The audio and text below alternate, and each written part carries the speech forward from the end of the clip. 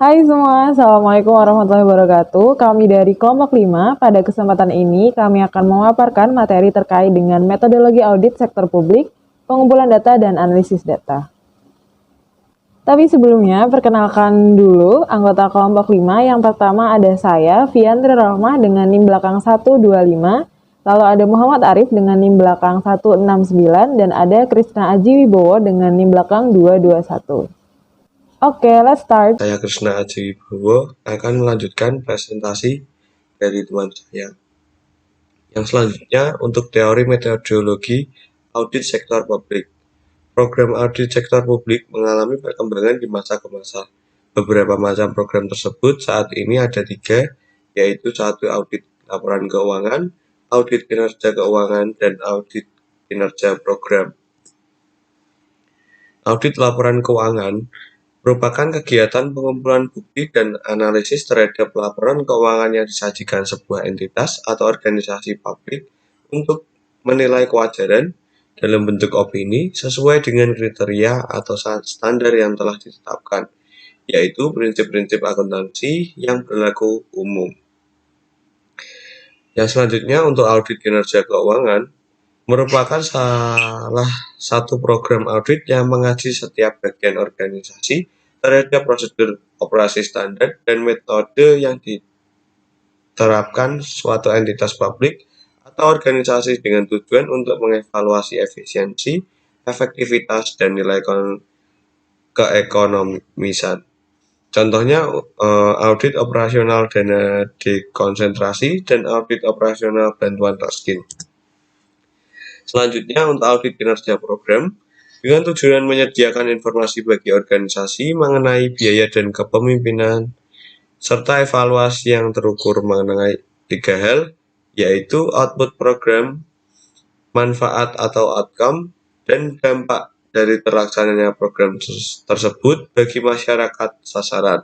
Contohnya audit program keluarga berencana, audit keberhasilan peningkatan ketersediaan obat publik, dan audit program BOS. Oke, materi selanjutnya yaitu sistem program audit sektor publik, dan terdapat 3 sistem program audit sektor publik.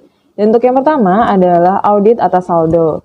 Audit atas saldo ini juga sering disebut dengan audit keuangan, yang merupakan suatu proses audit terhadap laporan keuangan suatu entitas yang dapat menghasilkan pendapat atau opini dari pihak ketiga terkait dengan relevansi, akurasi, dan kelengkapan atas laporan tersebut. Nah, umumnya audit atas saldo ini atau audit atas laporan keuangan ini dilakukan oleh kantor akuntan publik atau KAP sebagai auditor independen yang berpedoman pada standar profesional akuntan publik. Nah, ada beberapa tujuan dari audit atas saldo ini. Yang pertama, memberikan keyakinan yang memadai bagi tercapainya efektivitas dan efisiensi pencapaian tujuan penyelenggaraan pendidikan yang memadai. Yang kedua, memberikan keyakinan yang memadai bagi keandalan pelaporan keuangan, pengamanan aset, pelaporan keuangan, dan ketaatan terhadap peraturan perundang-undangan. Dan untuk tujuan yang ketiga, yaitu memberikan pernyataan tentang kewajaran informasi yang disajikan dalam laporan keuangan suatu entitas. Lalu yang terakhir, melaporkan hasil audit dengan data yang memadai dan memberikan masukan kepada pimpinan dan bagian terkait agar dapat dilakukan perbaikan atas suatu hal yang mungkin bisa diperbaiki di entitas tersebut. Lalu untuk sistem audit sektor publik yang kedua yaitu audit atas pengelolaan akun. Dalam audit atas pengelolaan akun ini terdapat 2 konsep dalam pengelolaan suatu organisasi. Yang pertama, konsep ekonomi, dan yang kedua adalah konsep efisiensi. Nah, apa sih konsep ekonomi itu? Yang dimaksud dalam konsep ekonomi di sini adalah suatu entitas memperoleh input dengan kualitas dan kuantitas tertentu pada harga yang terendah sehingga meminimalisir input sumber daya yang digunakan untuk menghindari pengeluaran-pengeluaran yang sifatnya boros dan tidak produktif. Jadi lebih ke dalam meminimalisir inputnya sehingga mengurangi pemborosan. Dan yang kedua, konsep efisiensi. Nah, konsep efisiensi ini merupakan pengertian dari suatu entitas harus berusaha untuk mencapai output yang maksimal dengan input tertentu. Nah, atau penggunaan input yang terendah untuk mencapai output tertentu. Untuk tujuannya sendiri atas audit ekonomi dan efisiensi ini yaitu untuk menentukan bahwa suatu entitas telah memperoleh, melindungi dan menggunakan sumber dayanya seperti ada sumber daya seperti gedung, karyawan, peralatan kantor, dan lainnya secara ekonomis dan efisien. Selain itu, audit ekonomi dan efisiensi ini juga bertujuan untuk menentukan dan mengidentifikasi penyebab terjadinya praktik-praktik yang tidak ekonomis atau tidak efisien. Dalam hal ini termasuk ke dalam ketidakmampuan suatu organisasi dalam mengelola sistem informasi, prosedur administrasi, dan struktur organisasi. Nah, yang terakhir dalam sistem program audit sektor publik adalah audit atas program yang menggunakan akun tersebut. Dalam audit atas program yang menggunakan akun tersebut akan membahas terkait efektivitas suatu organisasi dalam menjalankan operasionalnya. Nah, efektivitas itu merupakan perbandingan antara apa sih yang ditargetkan oleh organisasi tersebut dengan apa yang terrealisasi. Jadi, audit atas efektivitas ini bertujuan untuk menentukan tingkat pencapaian hasil atau manfaat yang diinginkan dan kesesuaian hasil dengan tujuan yang ditetapkan sebelumnya dan menentukan apakah entitas atau organisasi tersebut yang diaudit telah mempertimbangkan alternatif lain yang mungkin bisa memberikan hasil yang sama dengan biaya yang lebih rendah. Selanjutnya untuk siklus metodologi audit sektor publik. Siklus pengumpulan data. Terdapat beberapa cara mengumpulkan data yang sering digunakan dalam memprogram audit, antara lain tahapan wawancara, mereview dokumen, dan tahapan observasi atau pengamatan. Selanjutnya, siklus analisis data. Setelah melakukan proses pengumpulan data, temuan-temuan audit yang diperoleh kemudian disusun dan dilaporkan kepada auditor yang relevan dan masing-masing entitas pelapor untuk dikonfirmasi sebelum representasi dengan manajemen laporan entitas. Kesalahan diklarifikasikan berdasarkan jenis seperti numbering, teks, menghilangkan halaman, dan presentasi atau format, dan tanggal signifikan di mana informasi tidak benar atau memiliki potensi untuk membingungkan pembaca. Selanjutnya adalah teknik metodologi audit sektor publik. Nah, untuk yang pertama adalah teknik pengumpulan data. Teknik pengumpulan data sendiri ini ada 10 teknik. Yang pertama ada teknik prosedur analitis atau analytical procedure. Analytical procedure terdiri dari studi dan perbandingan hubungan-hubungan antara data. Prosedur ini termasuk perhitungan-perhitungan dan penggunaan rasio sederhana. Analisis vertikal atau item-item yang sejenis, perbandingan jumlah dengan data historis atau budget. Analytical procedure ini akan menghasilkan bukti analitis. Yang kedua ada teknik inspecting. Nah, inspecting melibatkan penelitian secara cermat terhadap dokumen dan catatan-catatan serta pemeriksaan fisik terhadap sumber-sumber yang berwujud. Jadi melalui inspeksi ini, auditor dapat memeriksa keaslian sebuah dokumen atau mendeteksi adanya perubahan-perubahan yang mungkin dilakukan. Selanjutnya ada teknik confirming. Teknik confirming adalah bentuk penyelidikan yang memungkinkan auditor mendapatkan informasi secara langsung dari pihak luar yang independen. Pada kasus yang umum, pihak entitas akan membuat surat permohonan kepada pihak eksternal secara tertulis, tapi untuk tujuan pengawasan kemudian jawabannya akan dikirim langsung pada pihak auditor. Teknik confirming ini akan menghasilkan bukti audit berupa surat konfirmasi. Lalu ada teknik inquiring. Nah, teknik inquiring sendiri ini melibatkan pertanyaan baik lisan maupun tulisan oleh auditor. Pertanyaan-pertanyaan ini dapat dibuat secara internal kepada manajemen atau pegawai klien seperti pertanyaan tentang persediaan yang usang atau kemungkinan dapat ditagihnya piutang usaha atau secara eksternal menanyakan kepada pengacara yang berkaitan dengan kemungkinan hasil perkara. Pertanyaan ini menghasilkan baik bukti lisan maupun tulisan. Lalu ada teknik counting. Dua penggunaan yang paling umum dalam counting atau perhitungan adalah yang pertama ada perhitungan fisik artefak berwujud seperti jumlah kas atau persediaan yang ada dalam organisasi dan perhitungan untuk dokumen yang diberi nomor sebelumnya. Pada poin pertama menyediakan alat untuk menilai bukti fisik dari jumlah yang ada. Sedangkan poin kedua bisa ditinjau sebagai penyediaan alat untuk mengevaluasi bukti, dokumentasi, dan kelengkapan catatan akuntansi. Lalu ada teknik tracing. Teknik tracing adalah teknik penelusuran bukti transaksi. Apakah sudah dicatat dengan benar ke dalam jurnal? Arah penelusuran ini dari dokumen ke catatan akuntansi. Prosedur ini bertujuan untuk memberikan keyakinan bahwa semua bukti transaksi telah dimasukkan ke dalam akun. Maka sangat bermanfaat untuk mendeteksi catatan akuntansi yang disajikan oleh klien yang disajikan terlalu rendah, misalnya utang sah. Jadi teknik ini penting untuk mendapatkan bukti yang berhubungan dengan penegasan untuk kelengkapan. Lalu ada teknik vouching. Teknik vouching merupakan teknik penelusuran catatan jurnal ke bukti transaksi untuk menentukan keabsahan dan ketelitian transaksi tersebut. Arah penelusuran vouching berbanding terbalik dengan tracing. Vouching digunakan secara luas untuk mendeteksi catatan akuntansi yang disajikan terlalu tinggi. Misalkan, akun utang usaha dan persediaan barang dagang. Jadi prosedur ini penting untuk memperoleh bukti sehubungan dengan penegasan terhadap keberadaan atau keterjadian.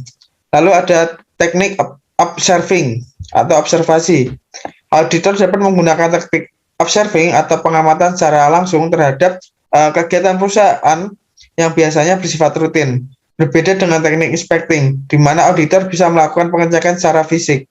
Dalam teknik observasi ini, pemerolehan informasi hanya dapat dilakukan melalui pengamatan saja. Misalnya, auditor mengamati proses penerimaan kas, penelitian pegawai dalam pelaksanaan, persediaan fisik tahunan, dan lain-lain.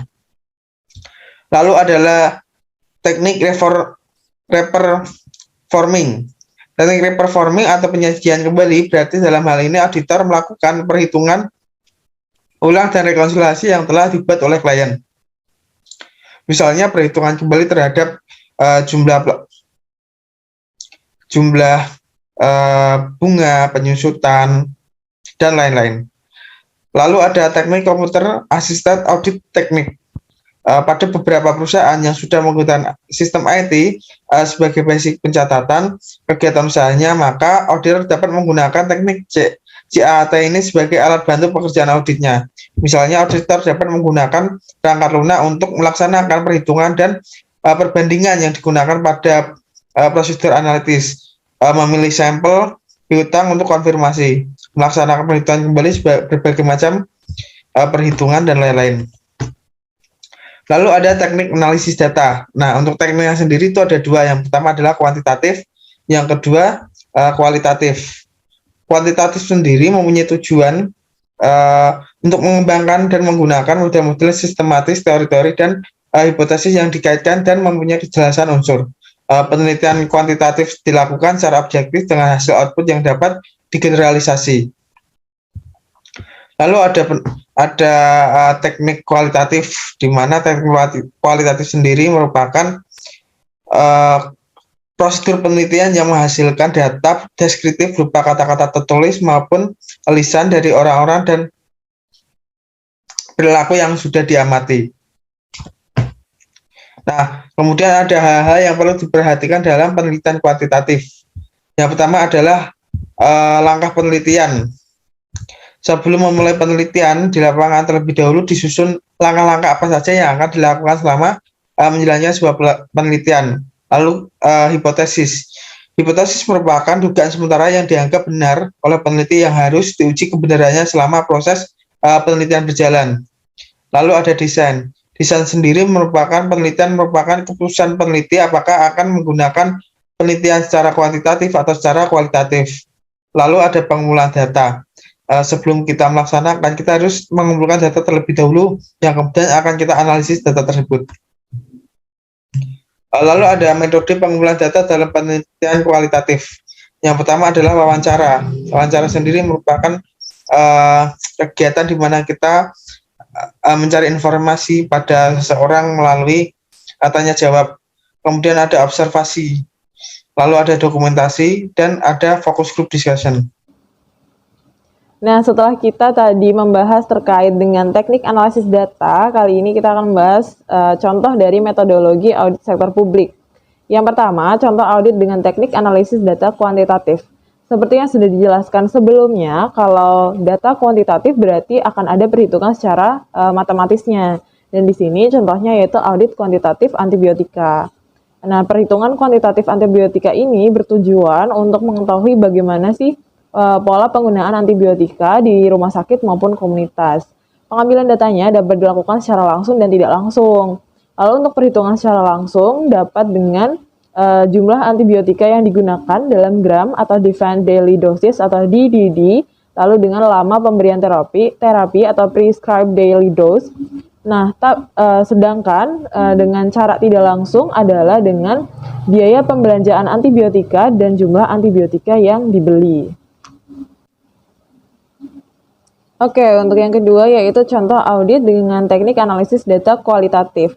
Nah, seperti yang sudah dijelaskan, kalau data kualitatif berarti sifatnya data deskriptif, bisa berupa kata-kata atau bisa diperoleh melalui wawancara begitu. Nah, di sini disajikan contoh terkait dengan data pertanyaan wawancara audit keselamatan kebakaran gedung PTX di Jakarta tahun 2009. Jadi ini merupakan beberapa daftar pertanyaan yang nantinya akan ditanyakan kepada pekerja ya di PT tersebut, dan jumlah pekerjaannya pun nanti akan disampling sesuai dengan kebutuhan, lalu akan ditanyai terkait dengan pertanyaan ini melalui wawancara. Oke, last but not least yaitu contoh audit dengan teknik data kuantitatif kualitatif. Teknik analisis data kuantitatif kualitatif biasanya digunakan kalau si auditor ini merasa kurang puas atau data yang diperoleh melalui satu metode itu belum cukup. Misalkan melalui kuantitatif datanya belum cukup dan auditor belum puas. Jadi mereka akan mengumpulkan data lagi, mencari data lagi melalui kualitatif. Nah, contoh di sini misalkan sudah ada beberapa catatan temuan dan di situ nanti akan ditanyakan lagi terkait dengan temuan tersebut melalui pertanyaan wawancara dan akan atau pertanyaan kuesioner yang nanti akan dijawab oleh karyawan begitu atau pekerjanya, dan akan di checklist begitu di kuesioner tersebut. Jadi data yang diperoleh oleh auditor finalnya sudah lengkap dan auditor tersebut sudah puas atas data yang diperoleh. Oke, cukup sekian penjelasan dari kelompok 5. Semoga video ini bermanfaat dan bisa menambah wawasan teman-teman. Sekian dari kami, terima kasih, mohon maaf atas segala kekurangan. Wassalamualaikum warahmatullahi wabarakatuh.